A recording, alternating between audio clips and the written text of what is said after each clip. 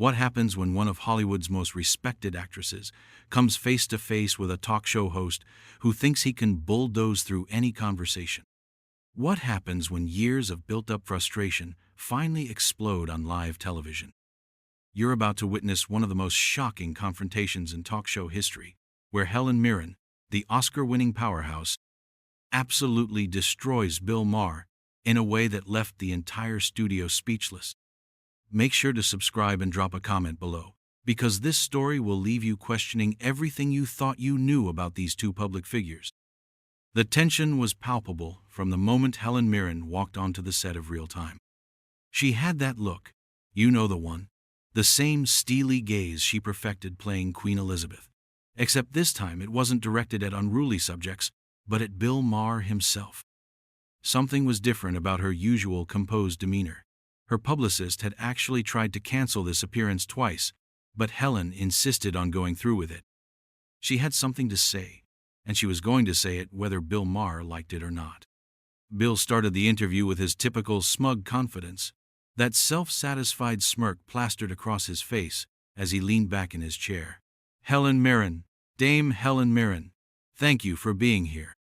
You know, I've always wondered, does being a dame mean you have to curtsy to yourself in the mirror every morning?" The audience gave a polite chuckle, but Helen's expression didn't change. She simply stared at him with those piercing blue eyes that had intimidated directors and co-stars for decades. "Bill," she said, her voice carrying that unmistakable authority that comes from years of commanding stages and film sets, "I came here tonight because I have something important to discuss. Something that affects not just the entertainment industry, but society as a whole. I hope you're prepared for a real conversation." Maher's smirk widened. He clearly thought he was in control here. "Oh, I'm always ready for real conversation, Helen. That's what this show is about. We don't do softball questions here. We tackle the tough stuff, the stuff other shows won't touch." "Good," Helen replied, her tone sharp enough to cut glass. "Because I want to talk about the systematic way certain men in this industry, men with platforms like yours, have used their power to diminish women's voices and contributions. I want to talk about how some hosts seem to think that being provocative is more important than being truthful." The studio audience shifted uncomfortably. This wasn't the light-hearted celebrity banter they were expecting. Bill's confidence wavered for just a moment before he recovered, but Helen had already noticed the crack in his armor. "Whoa, hold on there, Helen," Bill said, raising his hands in mock surrender. "That's quite an accusation. I mean, I've had plenty of women on this show. I've been a supporter of women's rights for years. I think you might be painting with a pretty broad brush there." Helen leaned forward slightly, her voice dropping to that dangerous whisper she used when delivering her most powerful lines on screen.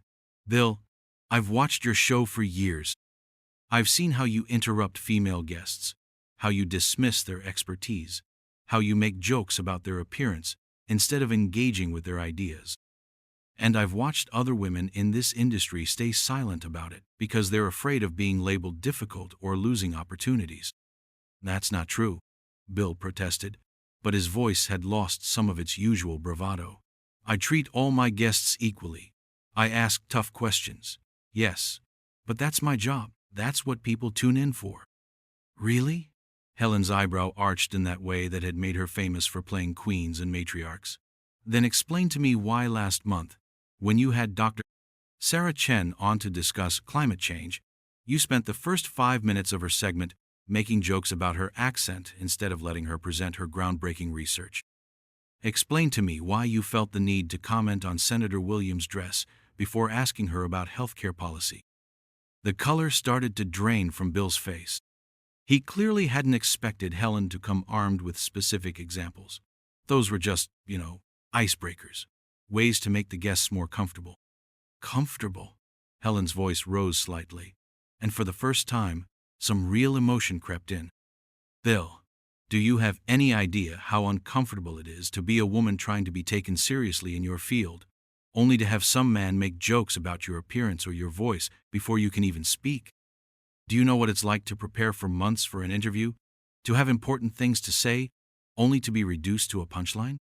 Bill was starting to look genuinely rattled now. This wasn't going according to his usual script.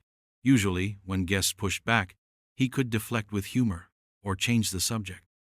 But Helen wasn't letting him off the hook. She was relentless, like a prosecutor who had been building a case for years. "Helen, I think you're being a little unfair here," Bill said, his voice taking on a slightly whiny quality. "I mean, comedy is part of what I do. People expect certain things from this show. It's not always going to be completely serious." "And there it is," Helen said, sitting back in her chair with a look of satisfaction. "The excuse. It's just comedy, right? It's just jokes. Except when those jokes consistently target women, when they consistently undermine our credibility, when they consistently reduce us to objects of ridicule rather than human beings with something valuable to contribute. Then it stops being comedy and starts being something else entirely." The studio was dead silent now. Even the crew members who had been moving around quietly in the background had stopped what they were doing to listen. This was unlike anything they had ever witnessed on the show. Bill tried to regain his composure, straightening his tie and forcing his trademark smirk back onto his face. "Okay, Helen, I hear what you're saying, but I think you're taking this way too seriously. I mean, can't we just have a little fun here? Isn't that what entertainment is about?" Helen's eyes flashed with something that looked dangerously close to fury. "Fun, Bill? You think it's fun when young actresses come to me in tears because they've been humiliated on national television? You think it's fun when brilliant women start second-guessing themselves because they've been told their ideas don't matter as much as their appearance? You think it's fun when entire generations of women learn that their value is determined by how well they can take a joke rather than by their talent, intelligence, or contributions?" The camera captured every micro-expression on both their faces, Helen's righteous anger contrasting sharply with Bill's growing discomfort. He was clearly out of his depth here, facing an opponent who was not only more prepared than he was, but who also had the moral high ground. "I never said," Bill began, but Helen cut him off with a gesture that would have made any director proud. "You didn't have to say it, Bill. You showed it. Every single time you chose to make a joke instead of asking a substantive question, every time you talked over a female guest, every time you reduced a woman's complex thoughts and feelings to a simple punchline, you showed exactly what you think of women, and frankly, it's not very flattering." The audience was completely captivated now. This wasn't just an interview anymore. It was a masterclass in how to hold someone accountable for their actions. And Helen Mirren was the professor. Bill's face was starting to turn red, and not from embarrassment. You could see the exact moment when his shock transformed into defensiveness, then into something uglier. His hands clenched into fists on the desk, and that fake smile he'd been struggling to maintain finally disappeared completely. "Now wait just a minute, Helen," he said, his voice rising to match hers. "I've been doing this show for years. I've won awards. I've broken important stories. I've given platforms to people who wouldn't get them anywhere else. And you're sitting here acting like I'm some kind of monster just because I try to keep things light sometimes." Helen's laugh was sharp and humorless. "Light? You call systematic dismissal of women's voices keeping things light?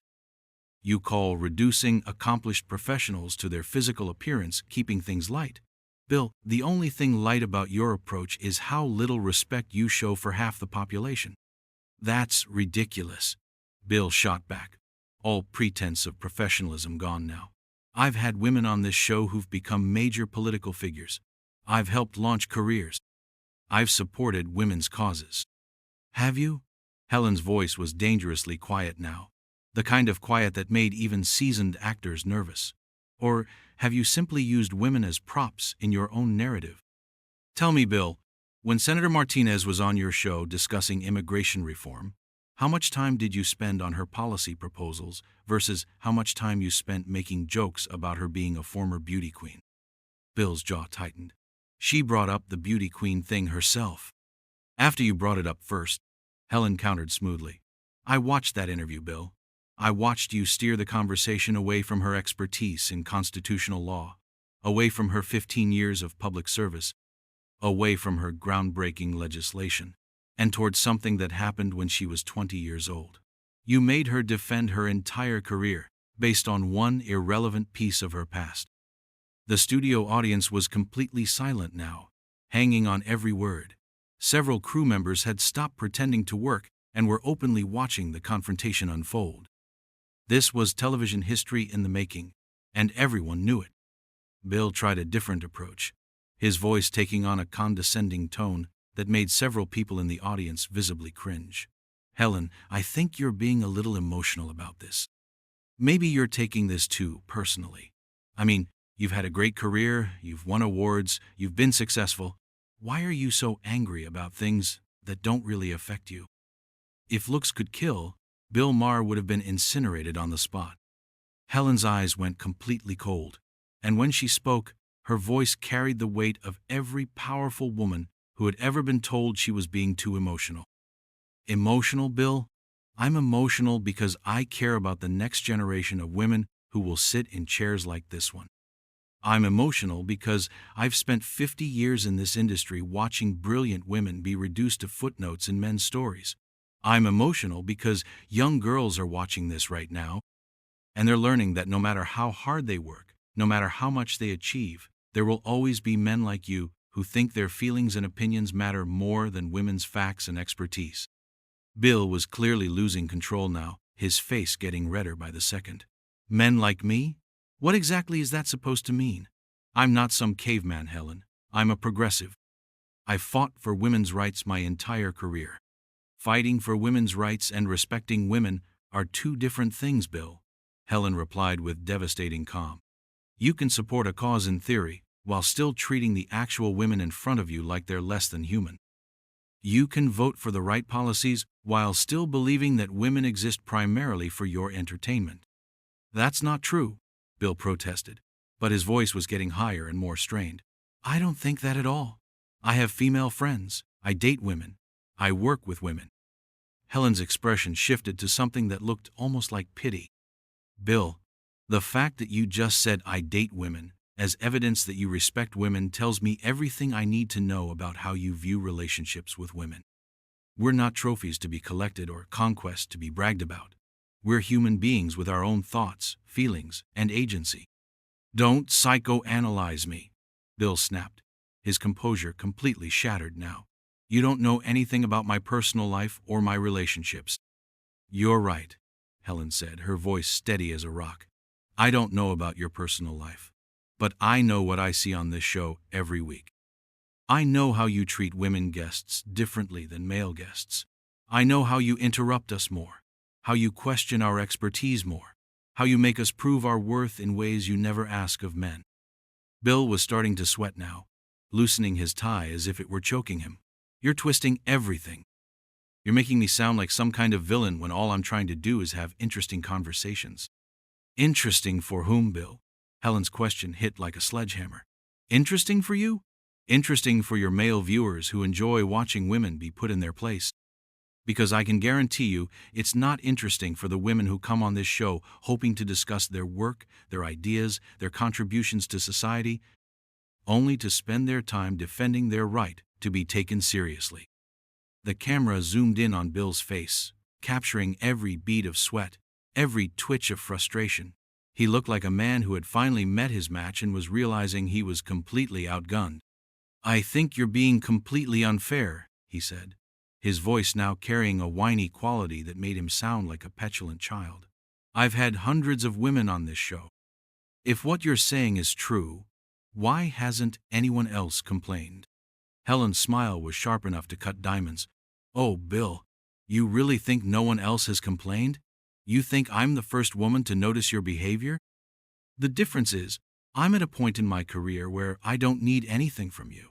I don't need your approval. I don't need your platform. I don't need your validation. Most importantly, I don't need to stay silent to protect my future opportunities. So what are you saying? Bill asked, his voice now openly hostile. That other women are just lying when they say they had good experiences on the show? I'm saying that women have been trained from birth to smile and nod and pretend everything is fine even when it's not, Helen replied with devastating precision. I'm saying that women have learned to laugh at jokes that aren't funny, to accept behavior that's unacceptable, to make men feel comfortable even when those men are making us profoundly uncomfortable. And I'm saying that I'm done with all of that. Bill stood up abruptly, his chair rolling backward. I don't have to sit here and listen to this. This is my show, and I don't appreciate being attacked by someone who clearly has some kind of agenda. Helen remained seated, perfectly composed even as Bill towered over her. There's that word again, Bill. Agenda. Because a woman speaking truth to power must have an agenda, right? She couldn't possibly just be tired of watching injustice play out night after night on national television. You're damn right you're not going to sit here and attack me on my own show, Bill said, his voice now loud enough that several audience members shifted uncomfortably in their seats. Security. The word hung in the air like a bomb that had just exploded. The audience gasped collectively, several people audibly saying, "Oh my God," or "I can't believe this is happening." Helen's eyebrows raised slightly, but she didn't look surprised. If anything, she looked like she had been expecting this exact reaction.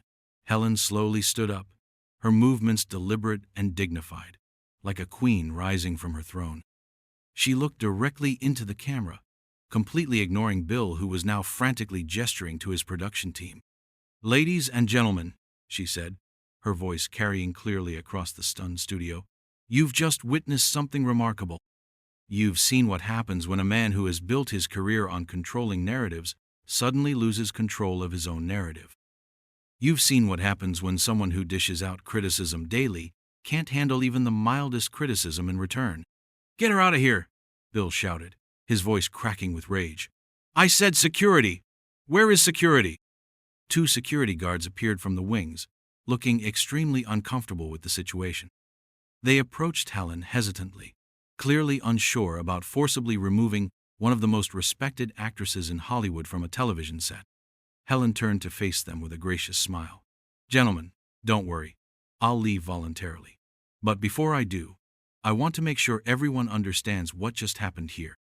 She turned back to the camera, and her next words were delivered with the kind of commanding presence that had made her legendary. "Bill Maher just proved every single point I made tonight. When presented with facts about his own behavior, he became defensive. When asked to account for his actions, he became hostile. When challenged by a woman who refused to be silenced, he tried to have me physically removed from the premises. This, ladies and gentlemen, is exactly the kind of behavior that women face every single day in workplaces, in boardrooms and classrooms, and yes, on television shows."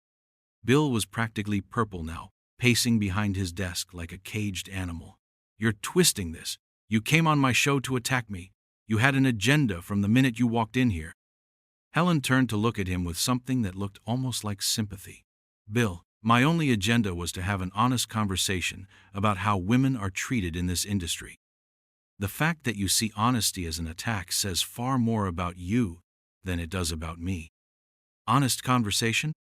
Bill's voice was now at a volume that was making the audience visibly uncomfortable. "You ambushed me. You came here with some feminist manifesto and tried to make me look like the bad guy." "I didn't make you look like anything, Bill," Helen replied with devastating calm. "I simply gave you enough rope, and you hung yourself with it. Every word that came out of your mouth tonight, every defensive reaction, every attempt to dismiss what I was saying, that was all you. I didn't put those words in your mouth." The security guards were now standing awkwardly beside Helen, clearly hoping she would just leave on her own so they wouldn't have to physically escort her out. One of them cleared his throat nervously. "Ma'am, we're going to have to ask you to leave now," he said, his voice barely above a whisper. Helen nodded graciously. "Of course. I understand you're just doing your job." She gathered her purse and began walking toward the exit, but then she paused and turned back one more time. "Bill, I want you to know that I don't hate you. I don't even particularly dislike you. What I feel for you is something much worse than hatred. I feel sorry for you. I feel sorry for a man who has been given such an incredible platform, such an amazing opportunity to make a difference in the world, and who has chosen to use that platform to make women feel small instead of helping them feel empowered." Bill's face was now a mottled red and white, his hands shaking with fury. "Don't you dare pity me. I've accomplished more in my career than you could ever dream of." Helen's laugh was genuinely amused now. Oh, Bill, do you really want to compare accomplishments? Do you want to talk about artistic legacy? Do you want to discuss the impact we've had on culture, on society, on the people who look up to us? Because I'm happy to have that conversation, but I don't think it's going to go the way you think it will. The audience was completely captivated, some people actually leaning forward in their seats. Several were openly filming with their phones, despite the show's no recording policy. This was the kind of moment that would be talked about for years. "Get out!" Bill screamed, his voice now hoarse from shouting. "Just get out of here!" Helen smiled serenely. "I'm going, Bill. But before I do, I want to leave you with something to think about. Tonight, you had the opportunity to engage with a woman who came here in good faith, wanting to have a meaningful conversation about important issues. Instead, you chose to get defensive, to make excuses, to try to silence me when I wouldn't back down. The question you need to ask yourself is this: if you can't handle one woman speaking truth to your face, how can you possibly claim to be an ally to women in general?" She began walking toward the exit again, the security guards flanking her but clearly reluctant to actually touch her. As she reached the edge of the stage, she turned back one final time. "Ladies and gentlemen, thank you for witnessing this tonight. I hope you'll remember what you've seen here. I hope you'll remember that when women speak up about injustice, we're not being emotional or difficult or agenda-driven. We're being human beings who refuse to accept being treated as less than human beings. And I hope you'll remember that when someone reacts to criticism by trying to silence the critic, they're usually proving that the criticism was justified."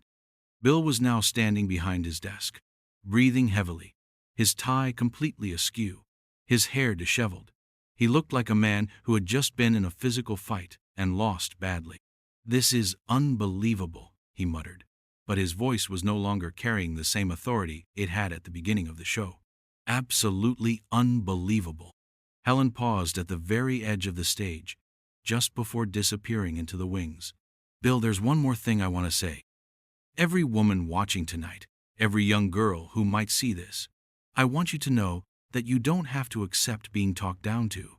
You don't have to laugh at jokes that aren't funny. You don't have to make men comfortable at the expense of your own dignity.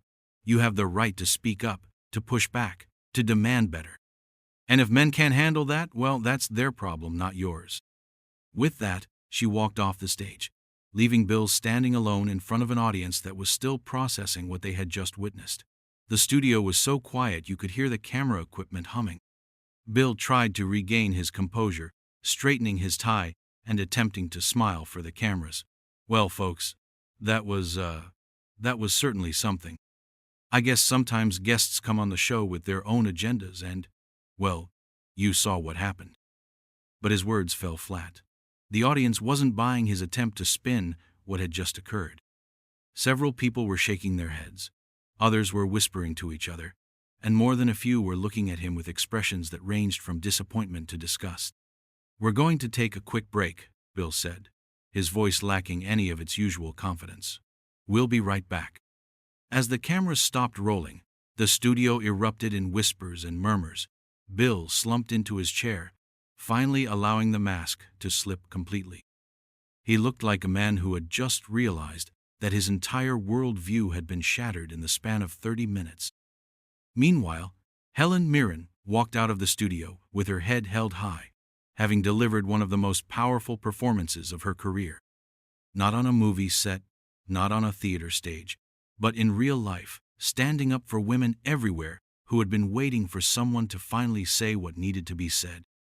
The footage of this confrontation would be analyzed, discussed, and debated for years to come. But one thing was absolutely clear.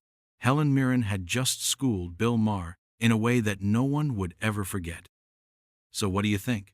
Was Helen Mirren right to call out Bill Maher's behavior, or did she cross a line? Drop your thoughts in the comments below, and don't forget to subscribe for more stories that reveal the truth behind the headlines. Because sometimes, the most important conversations happen when the cameras are rolling and no one can hide behind their public persona.